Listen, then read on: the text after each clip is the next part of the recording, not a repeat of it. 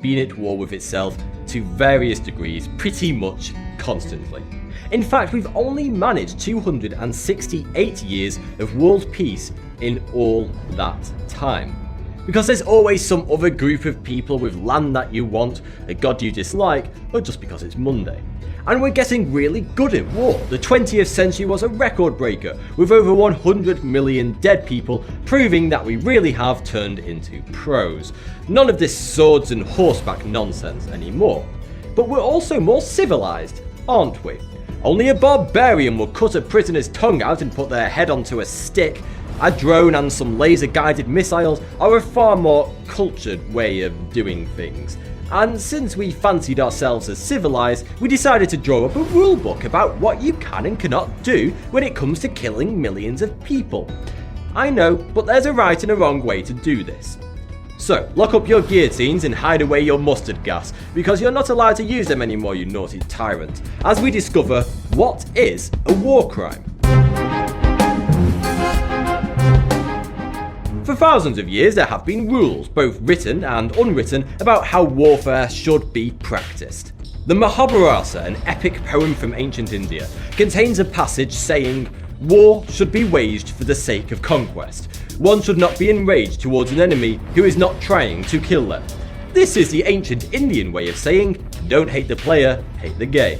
The Bible also contains passages on war, such as banning people from cutting down trees outside the city that they're laying siege to.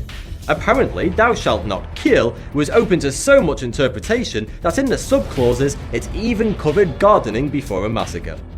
But the earliest record we have of punishment for a war crime which wasn't just the victors punishing the losers was when Peter von Hagenbach was beheaded by the Holy Roman Empire for his treatment of civilians during an uprising in Breisach in 1474.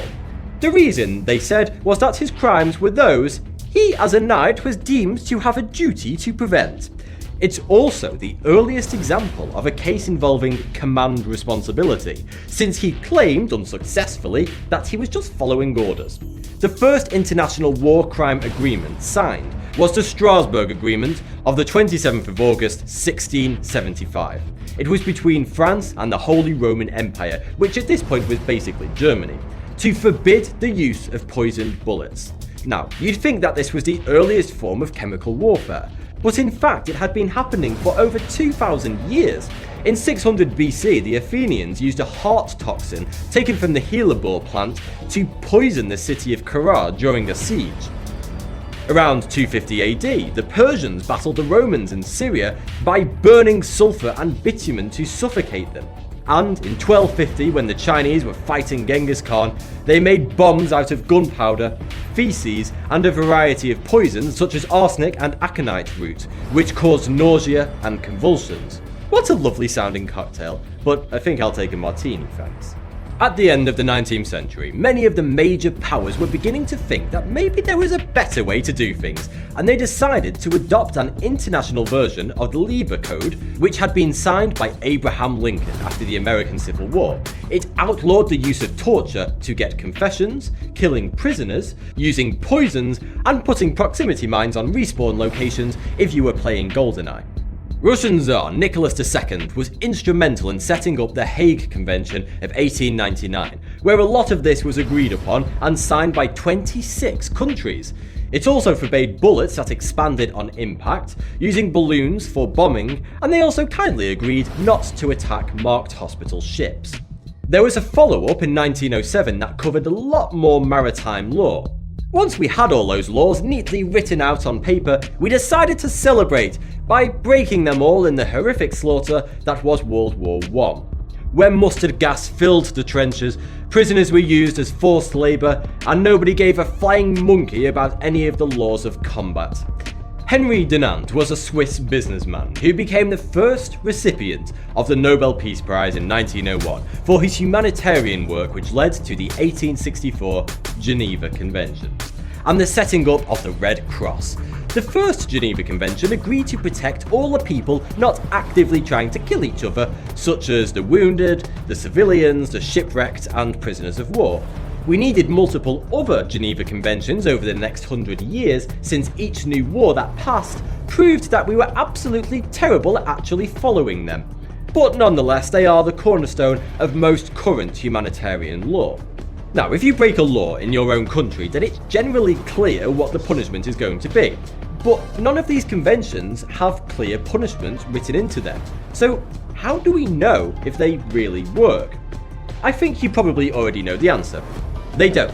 It's not to say that they don't have a value. We have to have some common agreement on what is acceptable or not during war, but they are extremely difficult to actually enforce. If you look at World War II, then the Nuremberg trials famously held various Nazi officers accountable for their actions. But what of the 10,000 prisoners who died of dehydration and malnutrition in the Rhein-Wiesenlager prison camps run by the Americans in occupied Germany? Or how about the 25,000 civilians who died when the British firebombed Dresden? Or the hundreds of thousands, possibly millions, of Germans raped by Soviets and other Allied forces after Berlin fell? Yes, I know, it's hard to believe, but the Allies weren't all goody two-shoes. This was war, after all. Even now, the Allies are pretty stubborn about dealing with what they got up to, and tend to ignore the atrocities that they committed during war. It's often been said that the victorious write the history books, but they also dictate their own punishments, or lack of in most cases. The Japanese are one of the few countries that admitted to breaches of the Geneva Convention, particularly to surrounding Asian nations such as South Korea and China. But an apology is mostly all that happened, and I'm not quite sure that a fear of saying sorry is going to keep Kim Jong-un's chubby finger off the nuclear button. So, has any progress actually been made? Are we any closer to really enforcing these rules of engagement? Well, maybe a little. When it comes to using illegal weapons, we've realised that the best way to stop people is to not let them have them in the first place. I know. Just like if you own a gun, then you're probably more likely to use it than someone who doesn't own a gun. When it comes to nuclear weapons, the 5 members of the UN Security Council possess them legally.